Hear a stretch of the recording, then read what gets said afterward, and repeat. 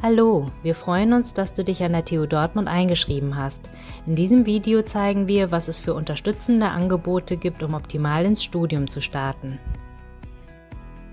Die Formalitäten sind nun erledigt und der Semesterstart rückt näher. Jetzt geht es bald wirklich los. In der Regel einen Monat vor Vorlesungsbeginn starten die Vorkurse, die für viele Studiengänge, zum Beispiel mit hohem Matheanteil, empfehlenswert sind. Sie sind zwar nicht verpflichtend, helfen aber, sich inhaltlich auf das Studium vorzubereiten und die künftigen Mitstudierenden kennenzulernen. Die Anmeldung findest du auf den Vorkursseiten. Während der Schulzeit hast du sicherlich erste Erfahrungen in wissenschaftlichem Arbeiten, zum Beispiel durch die Facharbeit, gesammelt und auch einen Plan erstellt, wie und wann du für die Abi-Klausuren lernst. An der Uni haben Lernstrategien und Zeitmanagement eine besondere Bedeutung. Was sollte man als Erste darüber hinaus beachten und welche Stolpersteine gibt es zu Beginn des Studiums?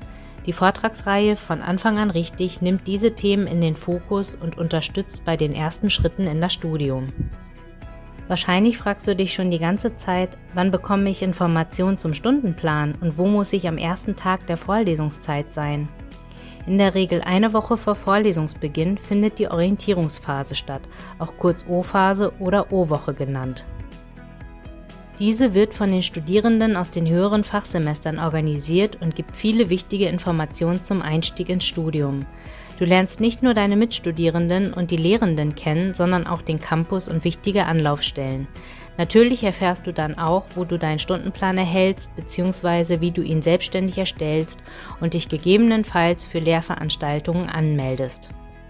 Herzlich willkommen! Jetzt startet das erste Semester für dich. Wir wünschen dir gutes Gelingen und viel Spaß im Studium an der TU Dortmund.